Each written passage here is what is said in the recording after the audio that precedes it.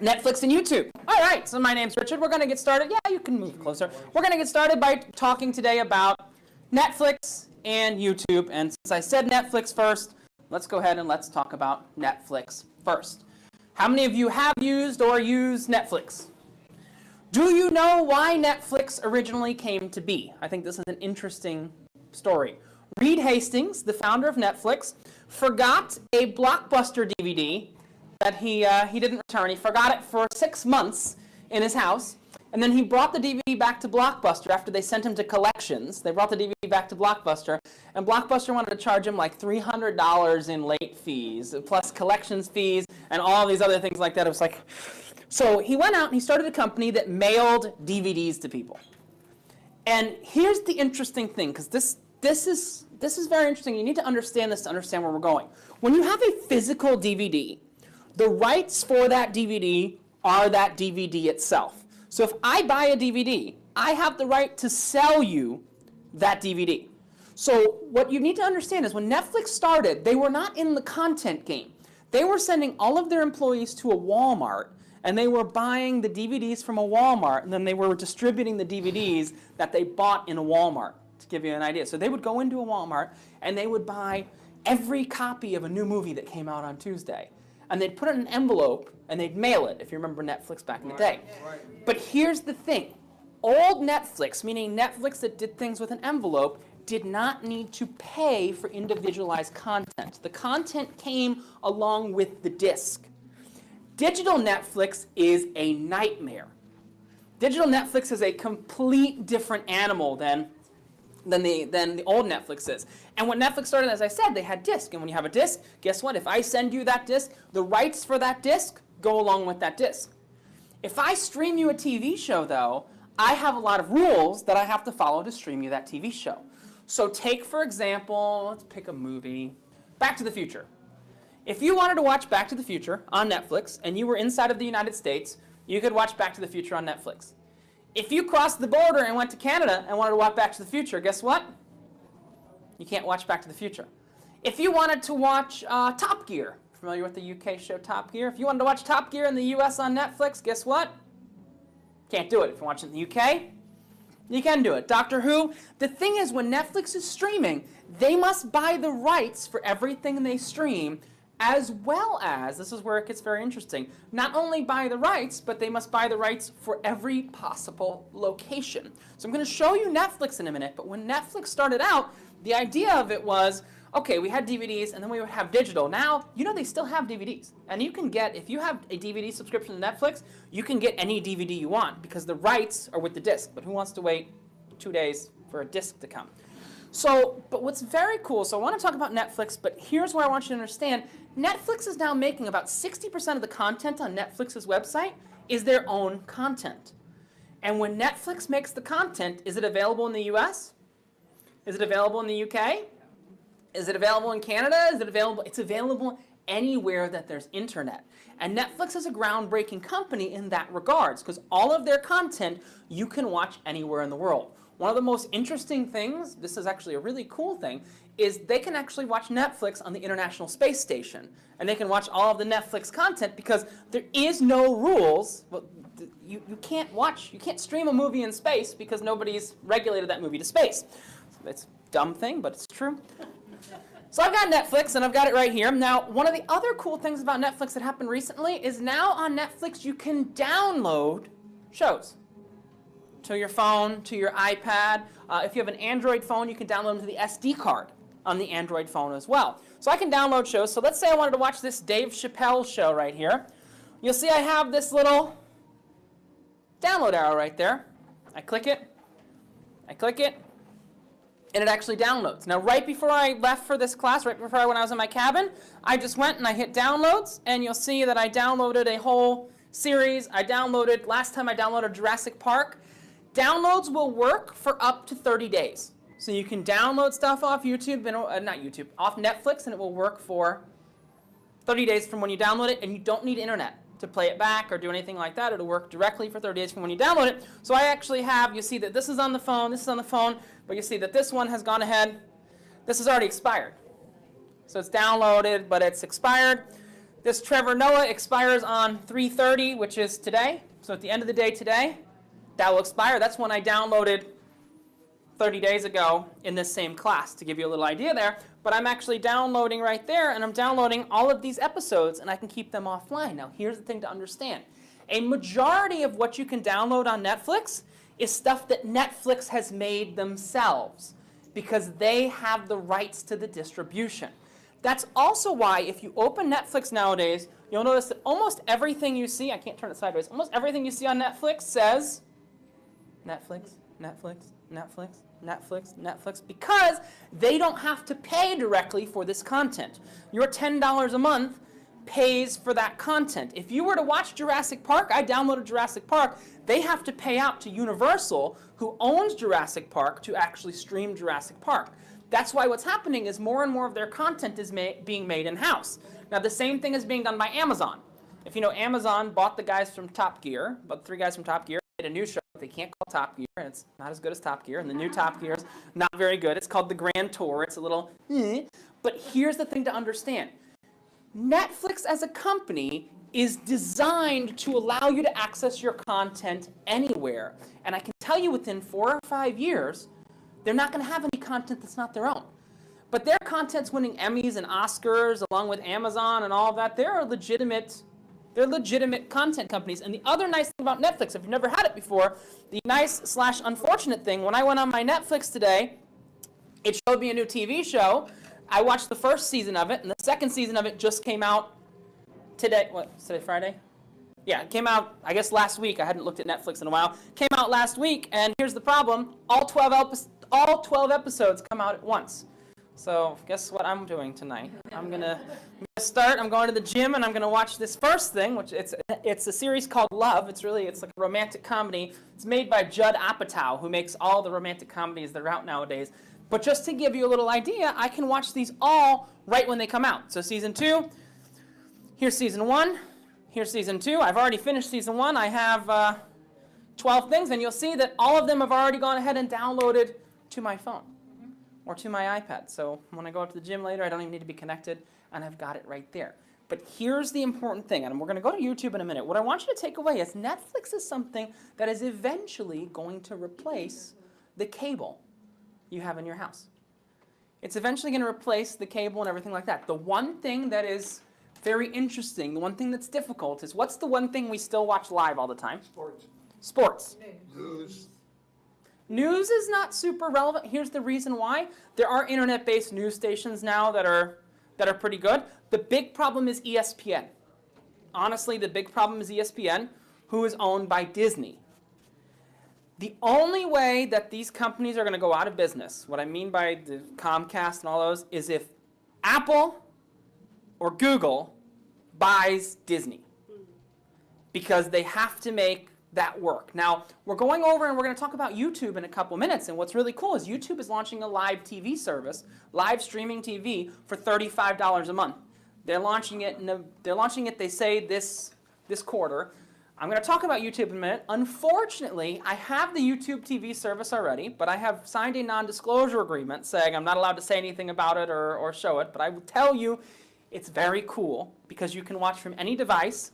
You can watch all the main broadcast networks. It's just in the US right now. You can watch all the main broadcast networks, including your local channels, and you can watch ESPN, you can watch all the local channels, and you can record them to a cloud-based DVR and watch them back later.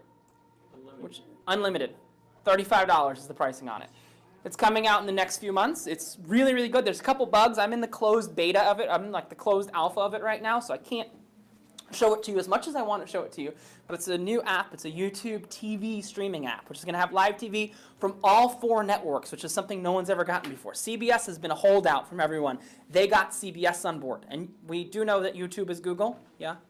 So YouTube is owned by Google. I want to make that clear, because here's the thing. 2 biggest companies in the world, Apple and Google. Just to put this in scale, I want to just make some scale. Apple has enough cash to buy AT&T, Sprint, T-Mobile, and Verizon, cash, I'm not talking about other assets, and still have 50% of their cash reserves left. That's if they bring it back into the country. Well, that's another story completely, but they have enough cash to do that. Now, the next thing I want to talk about is I want to talk about YouTube, because here's the very important thing. Netflix is designed for big budget things. YouTube was designed for, hey, I've got a camera and I want to do something with that camera, and I saw a really cool camera in a store today. I tried to talk them down on the price. They go, no, that's the price they have it online. I go, fine, I'm just going to buy it on Amazon. I just bought a camera today that works with YouTube that you plug into the bottom of your iPhone, and it takes full 360-degree videos. So if you watch the iLearn review channel next cruise, I'm going to have my full 360-degree. I'm going to do one of these in full 360 degrees just to give you. It's a no-name Chinese brand camera that I bought, and I don't want to give you the name until I use it myself. But if you write me, I'm going to give you my email. Write me in about 2 weeks. I will give you all the details on it. I don't give names or products until I use it. But I want to talk about YouTube, because YouTube is essentially the other concept of what's going to replace TV. This is live, up-to-the-minute content. Now, the way YouTube works, I'm waiting for YouTube to come up right now. The way YouTube works is you find something on YouTube, and when you like something someone's doing on YouTube, you subscribe to that content. So we go ahead and we subscribe to that content. YouTube is being done with me. Let me talk to myself for 30 seconds. YouTube is being not happy with Richie real quick. Okay, here we go. Let me go to YouTube. So you subscribe to content on YouTube, and you can download things offline. Now, how many of you have watched YouTube before? And YouTube is generally free. Now, I'm going to make your head hurt for a second. I actually pay for YouTube every single month. You're like, huh? Because I don't like to watch ads. No ads. I don't like to watch ads. Now, my phone is being weird. Let me tell you why my phone is being weird. It's because it can't find a location. So I'm going to open up YouTube on my computer.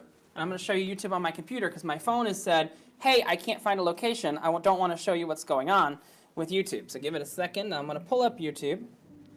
This is what happens when someone messes with stuff. But the cool thing about YouTube is any of you can upload to YouTube. You can upload clips that are up to 10 minutes long to YouTube. And if you want to upload longer clips, you just have to verify with a phone number, because the problem, let me give YouTube a second to want to behave, because it doesn't know where I am, so I might have to fake my location to show you this, because it's being weird with me. So here we go. I'm going to get YouTube in 5, 4, 3, 2, here we go, YouTube. So I'm faking my location, but don't worry about that. No need to worry about that. Let me fake my location. Sorry. Things don't want to play with me right now. I'm sorry. I'm using Tunnel Bear to fake my location. Never do things live like Richard does. That's a really bad idea. Hello? I'm talking to my own machine. So I'm going to hopefully show you. So there we go. YouTube, come on. YouTube, come on. YouTube. Netflix, you worked so well, and YouTube is just saying,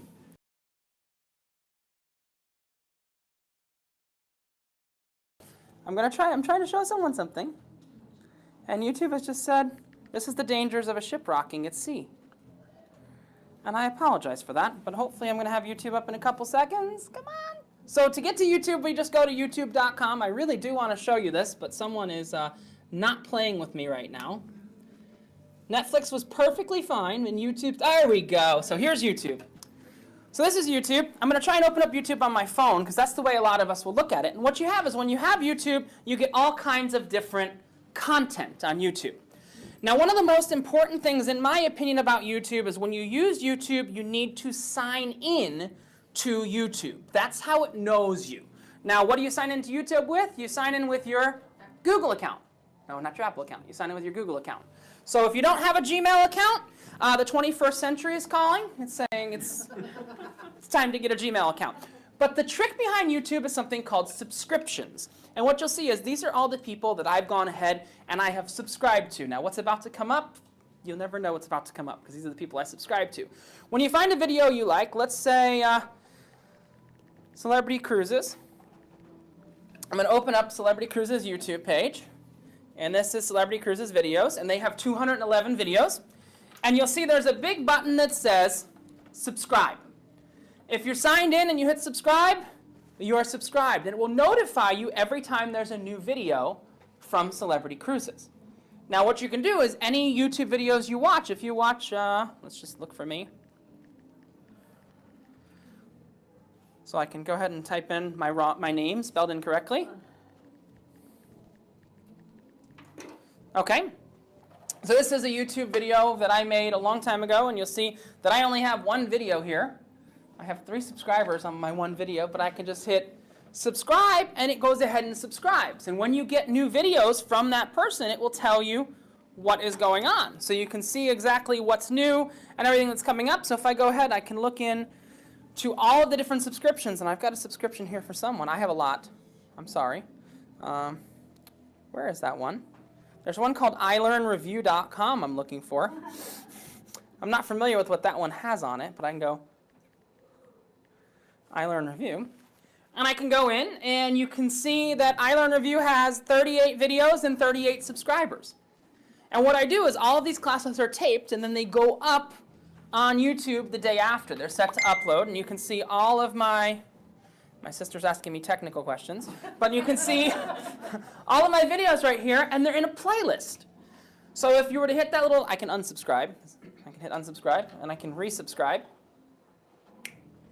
And it'll show on the playlist there, and like, this is Eclipse Voyage 220, because it starts on March 19th. Last cruise is Eclipse Voyage 219. And then we have the little things that we do for 10 minutes before the classes, which are in iLearnReview Live. And you can go in and you can see the only ones you really need to take a look at is iLearnReview Live, but I've done something different. This one will be different every single cruise. So this is the Samsung phone, this is the dark sky, the SanDisk. You were talking about VPN. I have a whole talk on VPN that's on there that explains VPN. USB Type-C, the new connector that's coming out. I've got it on there. I've got 2-step verification we talk about, the Nintendo Switch, net neutrality, all these things. And I shoot them for 10 minutes before all the classes to give you a little idea there. And they go up online.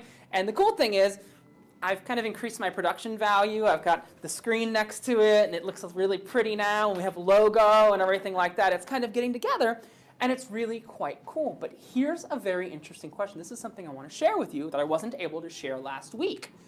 Who watches YouTube? What? Everyone does, but here's the cool thing. I'm going to show you something that I don't know if I really should show, but I'm going to show you. I'm going to show you the demographics for my channel. So who's watching my channel, which is actually really quite cool because it's exactly who you expect is watching it. So you'll see in minutes of watch time on my channel in the last 28 days, I've had 3,265 minutes of watch time. I've had 459 views and 39 subscribers. This has only been up for about 14 days. And I can see every single video, but here's where this gets cool. I can actually see where it's being accessed everywhere in the world. So in the last 24 hours, there's 29 views, and I can see my demographics. I can see how it goes up. I can see if I go to audience. This is really funny because I think I'm the only tech channel on YouTube that is just killing it in the 65 and older demographic. Just killing it in that demographic. 63% in the US, 22% in Canada, 9.5% in the UK, and I can see all of these different things. I can also see how people are finding my content. And here's what's interesting. That people are searching other things. I can see the most popular real-time views in the last 48 hours. 3 people have watched the smartphone and photo challenge. 4 people watched protecting the privacies of customers in broadband. 2 people have watched exploring the Amazon.com. And I can go through. I can see all kinds of really cool things. I can see how long the average person watched and all of these different things. Now, what's cool is this is something you could never get with traditional TV. So as a content creator, you know how they have Nielsen that checks the Nielsen boxes and the Nielsen ratings? As a content creator, I know exactly how long I can make my videos and people will still watch. So I know that the average watch time, I'll show you this, it tells me what the average watch time is. Let me see. It'll show me that the average watch time is like 6 minutes. Where's my, oh, I've made in ad revenue 8 cents. Is that 8 cents per? No, that's 8 cents. It's not a great business opportunity. 65 plus. How do you make money? How do you make money from that? It's all in volume. So you have a CPM. Essentially what a CPM means is a cost per 1,000 views. So you're paid out per 1,000 views. What? Who pays you? advertisers. So you'll see one of the reasons I put ads on some of the videos is just so you can kind of see what's going on. I'm never going to, I mean, unless it gets really big, then I'll keep the money. But right now I'm just going to donate the money because it's going to be like $10 a year at the rate it's going right now. But it just started, and I can see all of this, the rate of people that are subscribed and not subscribed. I can see that the most popular content I have is Google Photos. And I can see all of these things, the different methods of discovery and everything that's going on there right inside of YouTube. Now, this is something you can't see. Only I can see this as the creator. Yeah. Do we have to subscribe and pay for It is free. to get this? Or It is just free. free? So here's what's cool. YouTube is free. You're paying via watching ads. And the trick is when you're logged in, it knows you a lot better than if you're not logged in. So it knows if you're a man or woman. You see that demographic information they're sharing with me? They're obviously sharing that with advertisers as well. So Netflix, you pay monthly. YouTube, you don't pay anything if you want ads, but I pay personally $10 a month not to see the ads, if that makes sense. I pay $10 a month. Subscribe does not mean pay. Subscribe means notify of new episodes. I'm putting everything up for free. Okay, And if you subscribe, can you turn off the notification? Yes, the notifications, when you start subscribing to too many things, like I'm subscribed to like 400 different channels, you can turn off the notifications.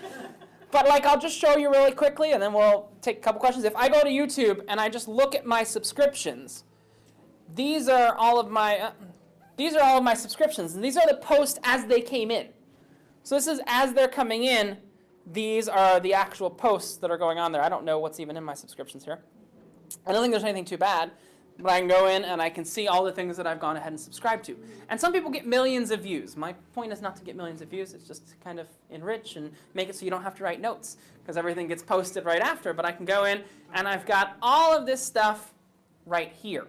Now, YouTube TV, as I said, that's the game-changing part. That's going to be coming out very, very soon. Also, part of that $10 a month thing, YouTube is trying to make their own little Netflix thing. It's called YouTube Red Originals.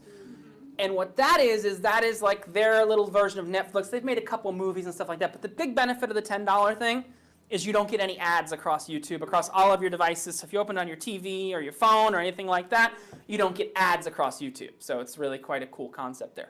Any questions? I could take questions from the peanut gallery. Yep. Do you know the people who actually signed in? Of all the demographics, do you have like their sign-in name? Only if they make that public. If they make that public, I can see if they... Now, that is not something that's public by default. I am public, so people can kind of see if I subscribe to them. I think I have 2 people out of those 38 people, and one of them is me.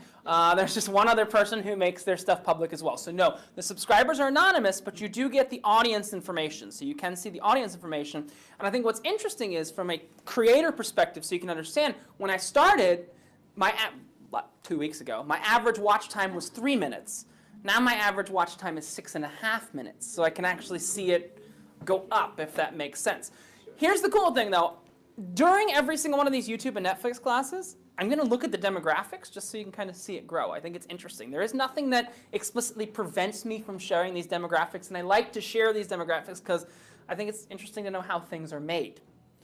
So that's it for YouTube and Netflix, but I want to let you know about tomorrow. So tomorrow we're going to be combining 2 classes together.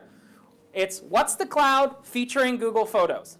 What we're going to do is we're going to talk about the cloud, we're going to talk about the iCloud, we're going to talk about syncing contacts, syncing calendars, and then we're going to get in the cloud to this little thing that you go, oh, this little thing in the cloud that says, where's my iCloud?